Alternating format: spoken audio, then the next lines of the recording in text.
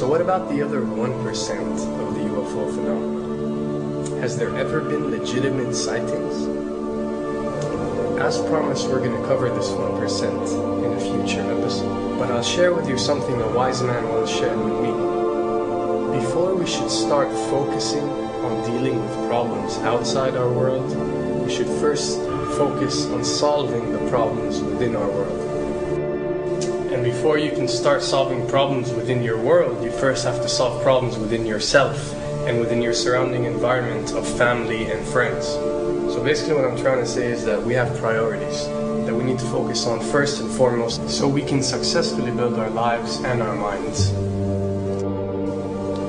Now, it's no secret that the difference between what the government knows about UFOs and aliens and what is shared or released to the public is extremely enormous. And unfortunately, governments and several organizations on Earth are taking advantage of the UFO phenomenon to achieve worldly agendas.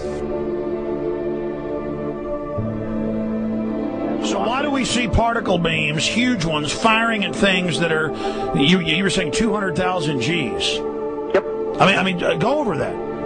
Well, because I think it's part of a test for if there are bad guys out there. Or maybe they're doing preparations for factions. We may be looking at more than one faction. Remember, these groups tend to fragment. They fractally fragment so that you have wars within wars within wars.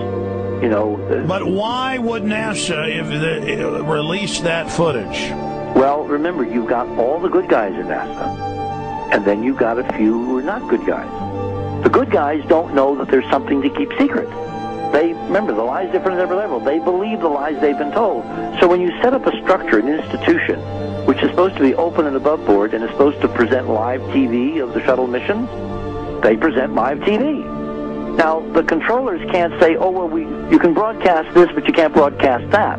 Because the honest guys will then say, sure. Well, why can't we broadcast that? So people always say if this was happening, it would come out, and it is coming out. Well, I mean, I agree with you. When you've got the Catholic Church saying we need to love the aliens, they're our brothers, when you've got every major denomination saying it, when you've got all the movies, and you've got, you know, in the 80s, huge programs at the Olympics with aliens landing, you know, fake aliens, and you've got huge things the size of 3 football fields floating over Dallas, and stuff all over the place. Something's going on. And then I read government documents about fake extraterrestrial landings. You know, any of this. Why? I mean, you believe it's fake. Remember Operation Northwoods? Yes. Okay. Or we can go to the, September 11th. Governments do huge, big things to sway populations at key nodal points in history. They love hoaxes. Yeah, well, it's manufactured history is what it is. We are building, I mean, all my UFO friends, I need to shake them because they're so, frankly, they're extremely naive, Alex. They really believe we're building toward disclosure. I believe we're building toward a mass, carefully manufactured, fake event where ETs, who are really humans, who are really part of this secret clique, who are probably Nazis, you know, who developed or perfected their technology from World War II, which is why you've got to get, Joseph on. They are going to basically fake out the world.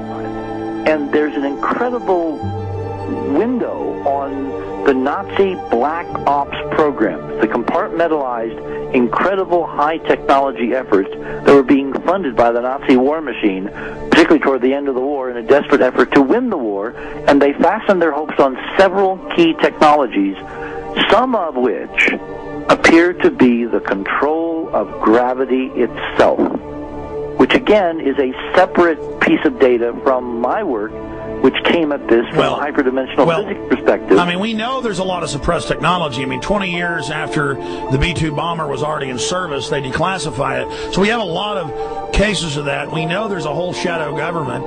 This is technology in physics, Alex, that would make anything you think you know like a candle flame compared to a hydrogen bomb. This is a physics that literally allows you to rearrange time.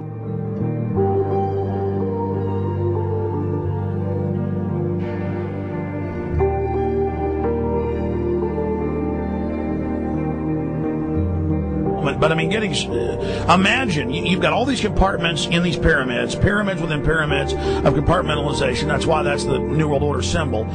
And I mean, we don't know what they've got because they are so secret. We know they lie so much. We just know it's advanced. Mainline scientists say they're 30 years advanced. So Richard C. Hoagland, what I'm saying to you is, I'm entertaining what you're saying. I respect you. I think you're a great guy.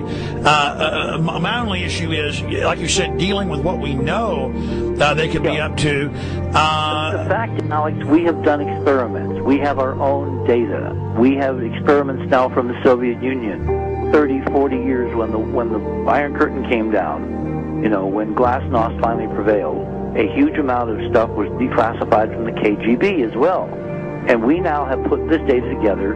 We not only know what the physics is, we know what it can do, we know what it's based on, we know how to make it work. We've seen in our own experiments ample evidence. We've seen experiments across the American landscape and even in Europe that vindicate various parts of this.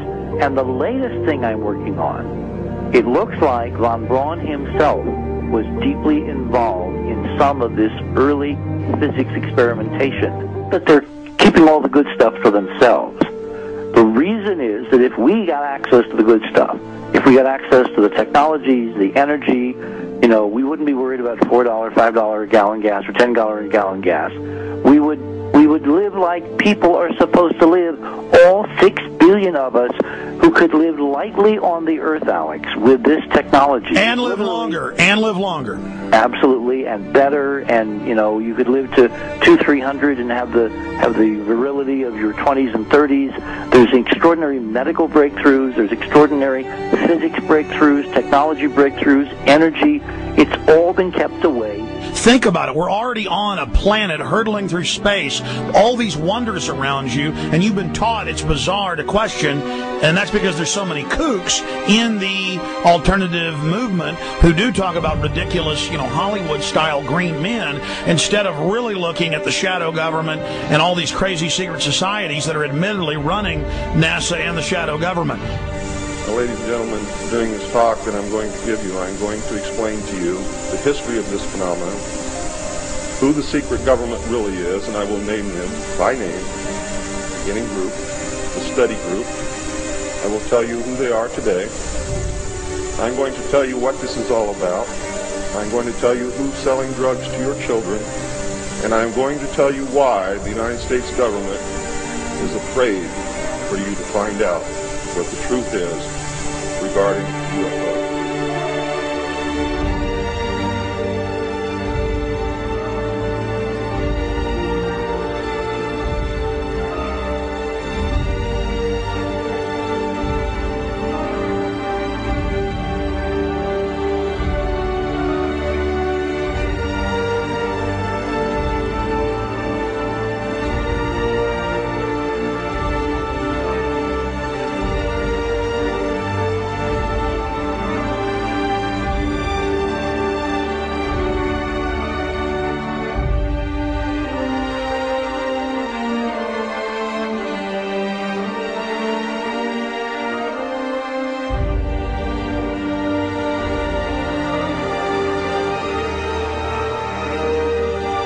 And it turns out that even though she remembered that she'd been part of the team to debrief the astronauts, she couldn't remember a thing that they said.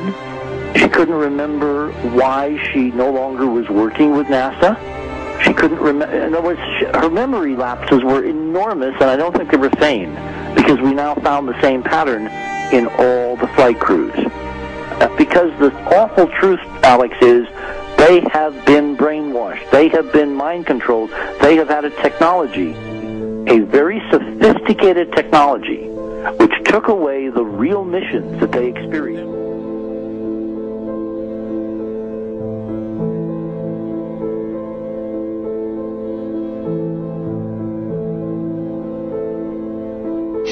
Sorry.